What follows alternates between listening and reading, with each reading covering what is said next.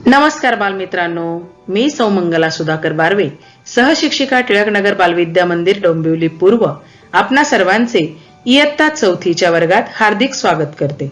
विषय परिसर अभ्यास 1 भूगोल। बालमित्रांनो, मागील व्हिडिओमध्ये आपण आराखडा म्हणजे काय ते पाहिलं। अंजूचं घर आणि परिसराचा आराखड्याचा अभ्यास केला। परिसराचं छोट्या आकाराचं चित्र म्हणजे आराखडा हे आपण पाहिलं। अंजूचं घर आणि परिसर याचं चित्रही आपण अभ्यासलं।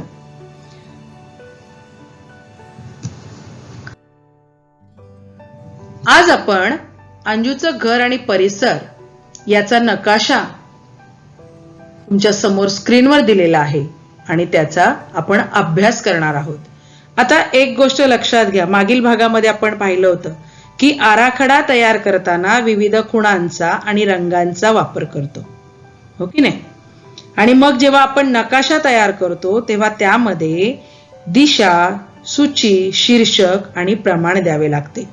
आता मागे तुम्ही मागच्या भागामध्ये अंजूचं घर आणि परिसराचा आराखडा अभ्यास केला, हो की नाही। आता इथे तुमच्या समोर स्क्रीनवर दिसतो तो नकाशा आहे। आता ह्या नकाशामध्ये आणि आराखड्यामध्ये काय फरक आहे ते तुमच्या लक्षात आला का?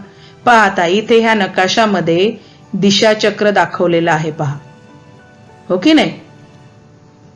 आणि त्याचबरोबर इथे पहा, अंजूचं घर आणि परिसर हे शीर्षक आहे त्या नकाशाचं, इथे प्रमाण दिलेलं आहे, हो की नाही। त्याचबरोबर इथे खाली सूची दिलेली आहे। मग आता ह्या सूचीचं काम काय? मग झाडासाठी झाड हे कोणत्या आकारामध्ये कोणत्या रंगाने दाखवलेलं आहे ते पहा। वसाहत कशी दाखवलेली आहे, बस स्टॉप साठी जे वर्तुळ वापरलेलं आहे त्याचा रंग कोणता आहे बघा, हिरव्या रंगानं उद्यान दाखवलेलं आहे। घर कसं दाखवलेलं आहे पहा, मध्यवर्ती बाजार, हॉटेल, दूरध्वनी केंद्र, जिल्हा परिषद, पुतळा, अंजूची शाळा, जिल्हा रुग्णालय, आईस्क्रीमचे दुकान, पोस्ट ऑफिस आणि पोलीस चौकी। या सूचीमध्ये प्रत्येक गोष्टीसाठी कोणतं चिन्ह वापरलेलं आहे, कोणत्या रंगात वापरलेलं आहे ते दाखवलेलं आहे। मग तुम्ही याचा उपयोग करून चटकन एखादी गोष्ट शोधू शकता। पहा, अंजूची शाळा लगेच तुमच्या लक्षात येतं, नकाशामध्ये पिवळ्या रंगाने दाखवलेला आहे बघा, आयताकृती जे आहे त्याला इथे आहे ती अंजूची शाळा, तिथे नाव दिलेलं आहे, हो की नाही। त्याच्या खाली बरोबर इथे दिशाचक्र आहे। तसंच थोडंसं पुढे खाली आलात तर हिरव्या रंगामध्ये हे उद्यान दाखवलेलं आहे, हो की नाही।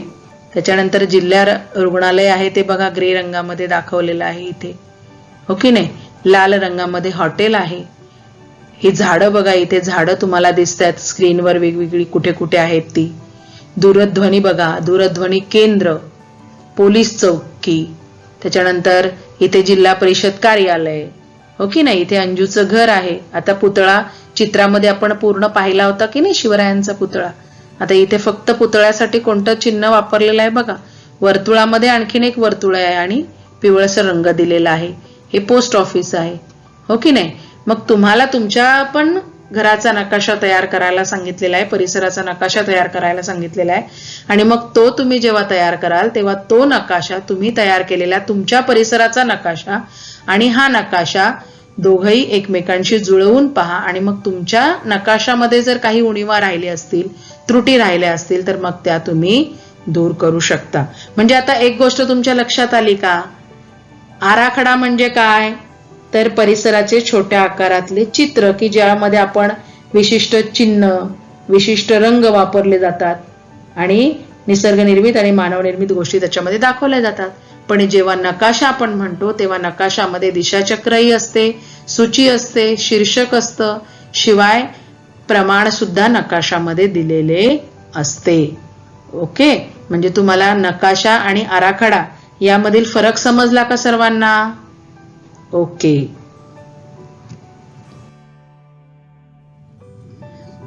पहा बालमित्रांनो, माहित आहे का तुम्हाला नकाशा तयार करण्याचे शास्त्र आता खूप विकसित झालेले आहे। आपले पूर्वज देखील नकाशा तयार करत होते। मग ते नकाशा तयार करत असताना प्राण्यांची कातडी, हाडे, कवड्या, मातीची किंवा दगडाची पाटी या गोष्टींचा ते वापर करत असत। सुमारे 5000 वर्षांपूर्वी मेसोपोटेमिया नावाचा प्रदेश अस्तित्वात होता। किती 5000 वर्षांपूर्वी मेसोपोटेमिया नावाचा प्रदेश अस्तित्वात होता आणि या प्रदेशाचा काही भाग दाखवणारी तेव्हाची जी मातीची पाटी आहे की ज्याला क्ले टॅबलेट म्हणतात, ती इथे बघा तुमच्या समोर स्क्रीनवर दाखवलेली आहे बघा. हा मेसोपोटेमिया नावाच्या प्रदेशाचा काही भाग आहे. ही तेव्हाची ती मातीची पाटी, क्ले टॅबलेट त्याला असं म्हणतात, ती दाखवलेली आहे. म्हणजे आता नकाशा तयार करण्याचं जे तंत्र आहे ते खूप विकसित झालेलं आहे. पूर्वी आपल्या पूर्वजांनी सुद्धा नकाशे केले, हो की नाही? मग त्यांनी ते तयार करत असताना प्राण्यांची कातडी, हाडं, कवड्या, मातीची दगडाची पाटी इत्यादींचा वापर केला. पण आता हे तंत्रज्ञान खूप विकसित झालेलं आहे असं आपल्याला पाहायला मिळतंय. ओके, पहा आता हे तुम्ही करून पाहायचंय.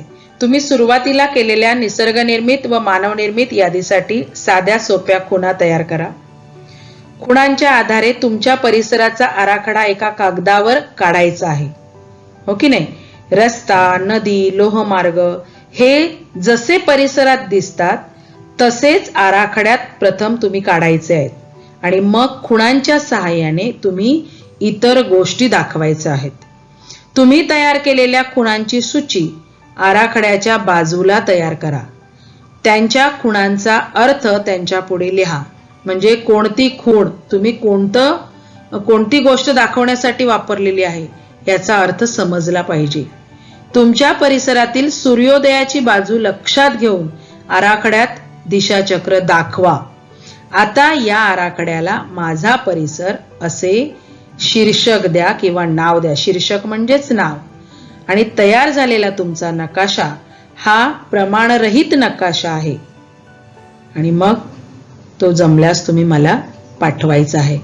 ओके, म्हणजे जसा नकाशा तयार करताना ज्या ज्या गोष्टी आपण करतो की नाही, दिशाचक्र ठेवतो त्या ठिकाणी दिशाचक्र दिलेलं असतं, सूची दिलेली असते, नाव दिलेलं असतं, प्रमाण दिलेलं असतं.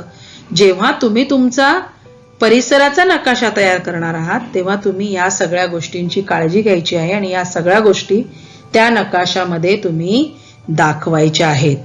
आणि तो तुमच्या परिसराचा नकाशा म्हणजे माझा परिसर असं तुम्ही त्या आराखड्याला नाव द्यायचं आहे, त्या नकाशाला नाव द्यायचं आहे आणि तो नकाशा तुम्ही मला पाठवायचा आहे.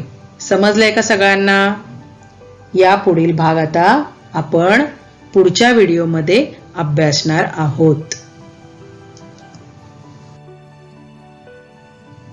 खालील स्वाध्याय सोडवा. आपले पूर्वज नकाशा तयार करण्यासाठी कोणत्या गोष्टींचा वापर करीत? सुमारे 5000 वर्षांपूर्वी कोणता प्रदेश अस्तित्वात होता? दिशाचक्र म्हणजे काय? मागील भागामध्ये आपण पाहिलेलं आहे, मागील पाठामध्ये दिशाचक्र आपण अभ्यासलेलं आहे. त्यानंतर कोणत्या गोष्टी नकाशात दाखवल्या नाहीत? या सगळ्या प्रश्नांची उत्तरं तुम्ही तुमच्या वहीमध्ये सोडवा आणि मला पाठवा. धन्यवाद.